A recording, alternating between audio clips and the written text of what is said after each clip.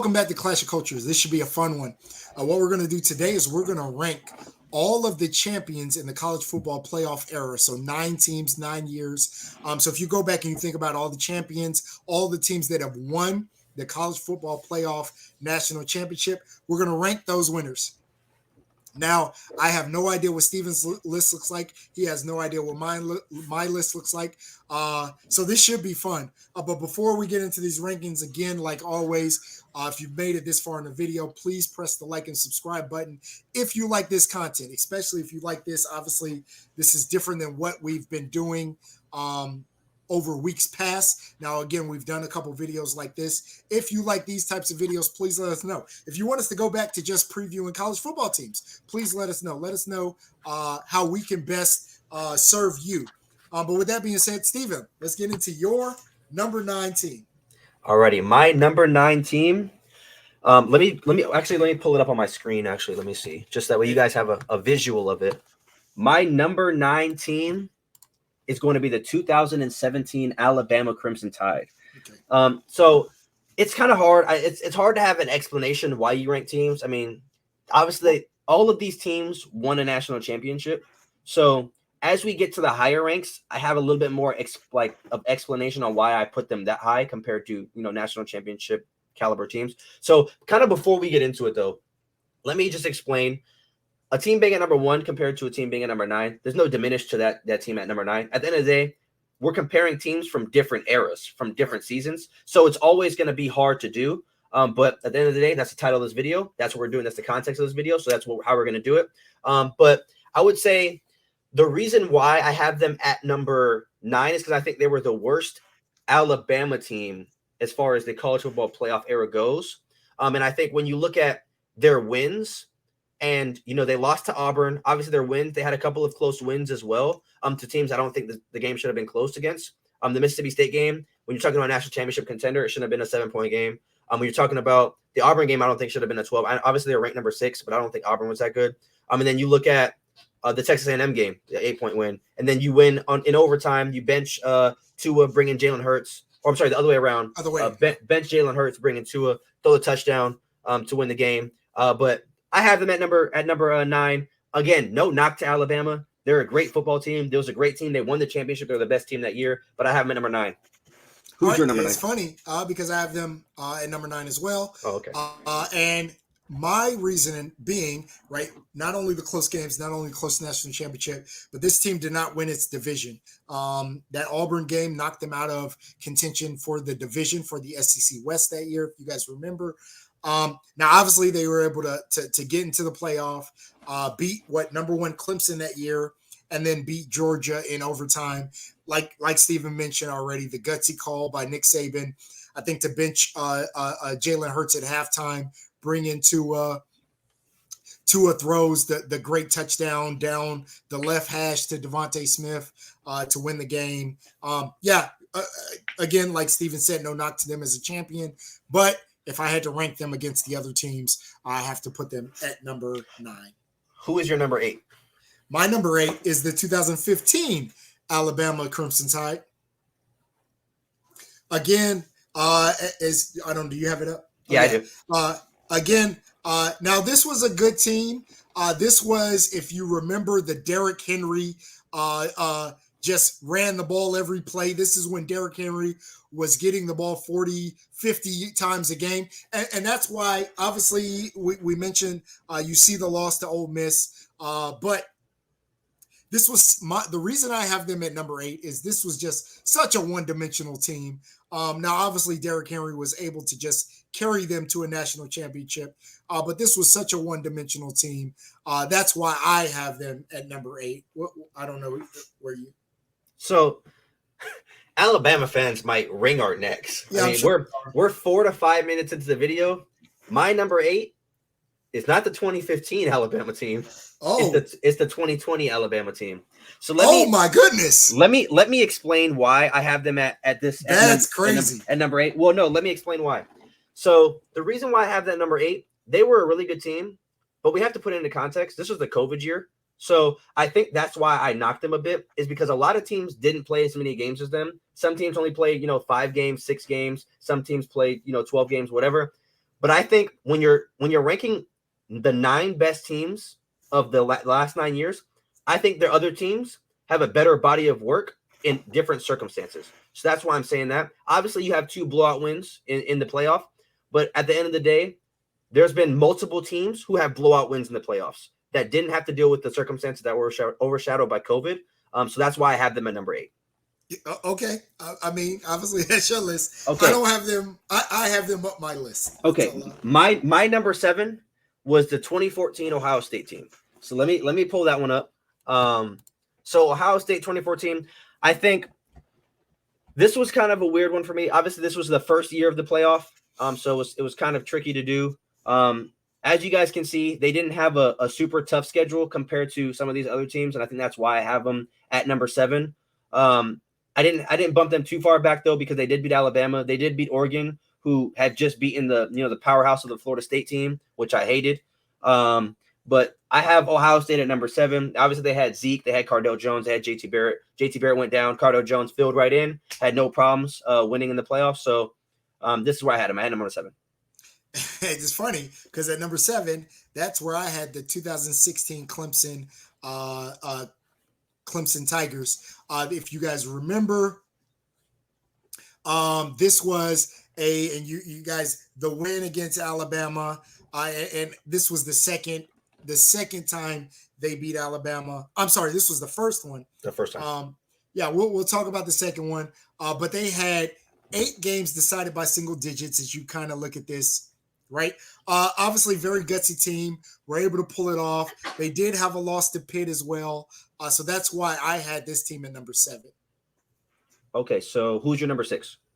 My number 6, that's where I have the 2014 Ohio State Buckeyes. So obviously, I love this team to death, but the loss to Virginia Tech. Now, what I give them credit for and where I have them over some of the other one-loss teams is this team was down to their third quarterback, right? If you remember, Braxton Miller goes down. I can't even remember who the second quarterback was. I was about to say Kenny Guyton, but it wasn't Kenny Guyton. And Cardale Jones comes in and starts, gets the national championship. You remember they barely got in the playoffs, but had to blow out Wisconsin to even get into the playoffs. And I'm sorry, the second quarterback was JT Barrett. That's when JT Barrett took the start. Had to blow out Wisconsin. The Alabama game, they were supposed to get dominated in. That's Zeke 85 yards to the end zone.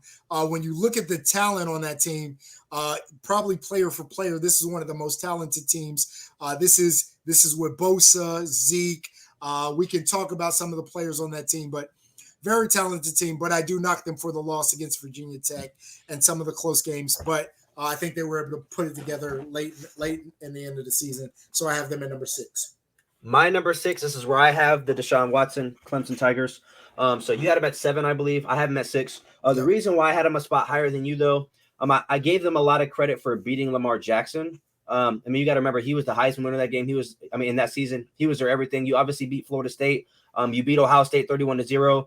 That was a big win for us.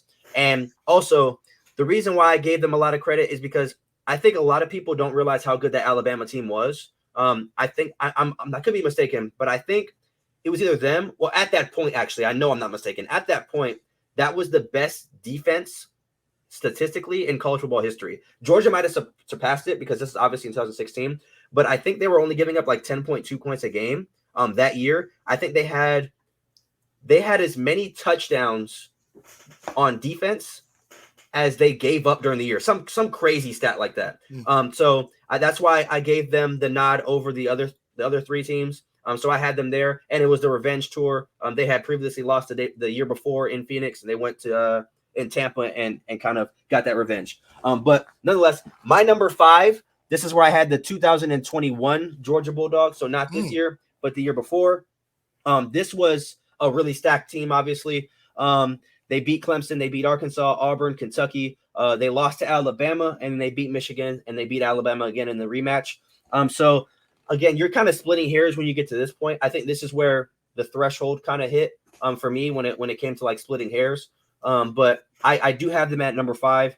I think this team and the 2022 team, which we'll talk about obviously in a little bit, were very good. But I obviously think the other team is a little bit better. But this is where I had them at number 5. All right, I'm going to do 5 and 4 because I go 2022 at 5 and 2021 at 4. And I know that doesn't necessarily fit the mold of what I've been doing in terms of one-loss teams being below. The 2021 team actually lost. The 2022 team didn't. But I think that 2021 team was better. If you look at all the players in the NFL, this was with Jordan Davis. And we can go down the list. In fact, just look at the Philadelphia Eagles roster. This 2021 team was probably one of the best defenses I've ever seen in my life. Obviously, the 2022 team, they did go undefeated, but they had some close calls. And to include some games that I thought that should have been close calls, that Kent State game, that Missouri game. Again, 15-0, national champion. But I think the 2021 team was better. That's why I had them ranked over them. That's why I had them at number 4. Okay, so my number 4. So I'm on number 4, right? Just making sure because you skipped 2. Yes. Okay, so not my number 4. This is contrary to what you said. I'm gonna go 2015 Alabama. The reason why, we flip-flopped them basically. To a sense, because you had the other one. I had the other one way back there. But the reason why I think this Alabama team was the best Alabama team in the college football playoff era is because not only the amount of teams they beat, but again, I kind of gave them credit for beating Deshaun Watson in that powerhouse of a team. Because if you remember, Clemson was dominant that year up until they lost that game. They were undefeated. They were the consensus number 1 team the entire season. Right before beating Clemson, and those of you who don't know, I was actually at that game. So I was actually at that game. I had a friend on the team, so I was able to go. Scott, actually, he was on this channel earlier a couple months ago. We had an interview with him. But they beat Michigan State 38-0, and then they obviously beat us 45-40. And I know you said they're a one-dimensional team, but I mean it worked for them. OJ Howard was a dog. Saw him torture us. 2 straight times on 2 straight drives. But you beat, how many? 1, 2, 3, 4, 5, 6, 7, 8, 9 ranked opponents. Like that is ridiculous. 9 out of 15 opponents were ranked. And even, the other opponents, you only really had 3 cupcake games out of 15, which is not terrible. So this is where I had them. So I had them at number 4.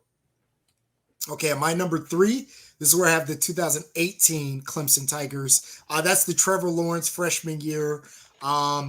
Just a very good team. I don't know if you haven't had them yet, but the Trevor Lawrence team that really, and I don't want to say decimated Alabama, but beat Alabama pretty soundly in a game where I don't think it was in question. This was, like I said, when we really knew that Trevor Lawrence was going to be legit.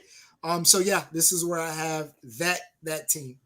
Okay, at my number 3, this is where I had the 2022 Georgia team.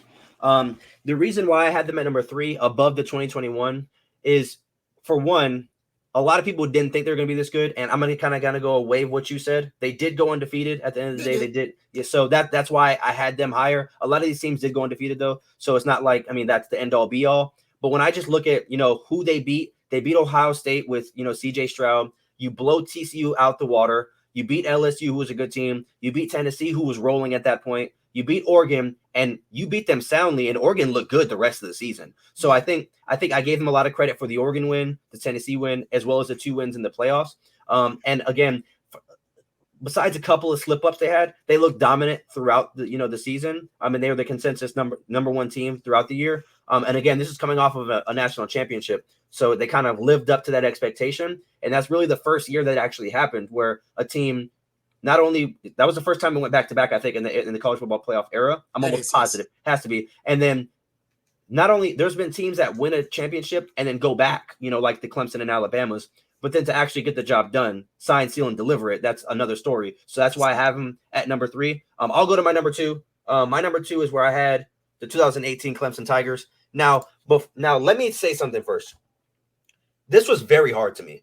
So the reason why, I think a lot of people don't really give credit to this team, and people can call me a homer all they want, but if you look at not only their schedule, but if you look at the differential in points, yes, we had a few cupcake games, but we damn near won every game by 40 to 50 points. Not to mention you have 230 When points. you say this was hard, are you saying not putting them number 1? Yes. Oh my goodness. The reason being there is no way. Let me explain. So you can, I mean, if you want to say the strength of schedule, that's fine. I won't argue that there. But if you look at the point differential on every one of these games, I think we only had 2 or 3 close games. Like 4 of the games we won by 50, and then we win by 30 against the number 1 team Alabama, and then beat Notre Dame by 30 in the semifinal. I ended up obviously having who I have at number 1, but I don't think it was a wash, and I think there was a real, a real conversation for it. And I'll explain why I put them at number 1. But obviously, who do you have at your number 2? So number 2, and yeah, I'm sure our number 1s are going to be the same. Number 2 is probably the opposite of you, but just in terms of statistical dominance, this is where I have. Oh, you already got them up. The 2020 Alabama Crimson Tide, Mac Jones, Devontae Smith. This team was just a great team. They beat Ohio State, and literally, I don't think that game was ever in question. I think within the first 3 minutes of the game, I knew that we stood no chance. This was Mac Jones. I think broke just about every record that the player that I'm going to talk about here shortly had just set. Devontae Smith had one of the great receiving seasons of all time. Like I said, this was a good team all around. Yes, the COVID year.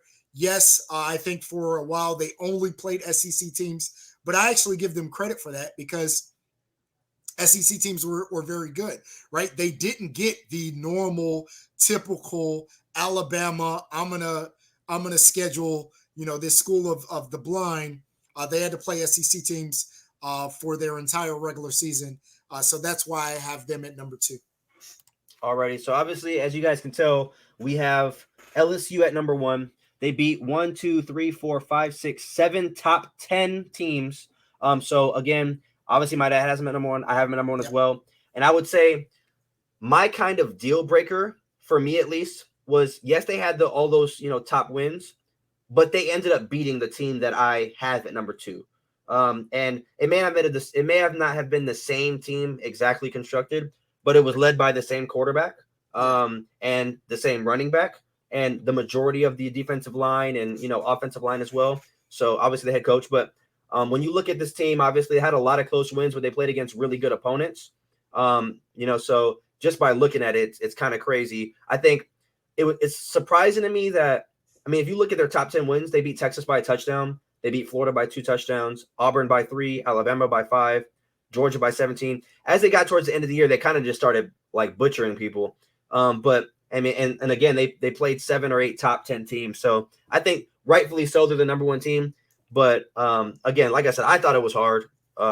Did you have any? So obviously you had Clemson at 3. Did you have any idea of putting your number 2 at number 1, or was it just a wash? No. So I'll be honest. I started with the understanding that the 19 LSU team is going to be my number 1. I actually probably I'd probably have this as maybe my second or third best college football team all time.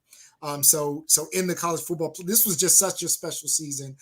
Joe Burrow broke the record for touchdowns. And like I said, I know Mac Jones beat something that Joe Burrow had. I can't remember what it was, maybe completion percentage or something to that extent. But when you look at the players on this team, we could talk about Chase. We could talk about Jefferson. We could talk about, I mean, we can go down the list of the players this team had.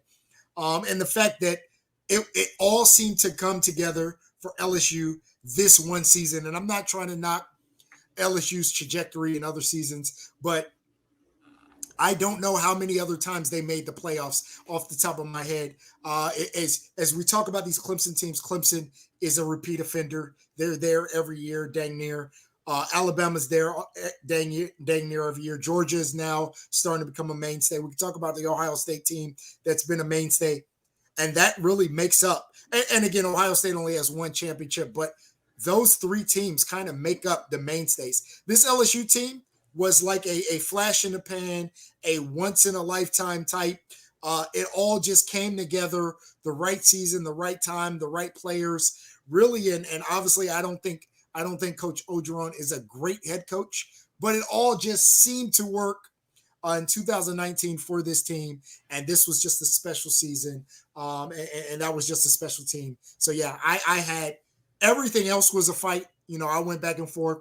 I'll be honest, I had the Ohio State team much higher. I had to move them down. Everything else, like I said, was up for debate. I think this was the one position that I felt very comfortable in before, even when you kind of said that, I knew off the top that this was going to be my number one team. Yeah, I mean, I knew they were going to be my number one as well. But as I was looking at the record, and obviously I'm a Clemson fan, so it sucked to put them at number 2. But I did start with them at number 1, and then I did start with the other team that I had, the 2017 Alabama team at number 9, and then I kind of just worked out the kinks in between. Yeah. But as always, if you guys made it this far into the video, make sure you guys like, comment, subscribe. Comment down below what you guys agree, disagree with. Give us your top 9. Or if you guys want to give us top 3, top 5, however you feel. If you feel like there's a discrepancy between the teams, I'm pretty sure all of you guys are going to have the LSU ones. I'm at the top, unless you're a Clemson fan and don't want to do it, and don't have the same, kind of integrity as me. But nonetheless, thank you guys again for sticking around. If you guys are new to the channel, make sure you guys subscribe. Returning viewers, thank you guys so much. And we will see you guys tomorrow. Peace out.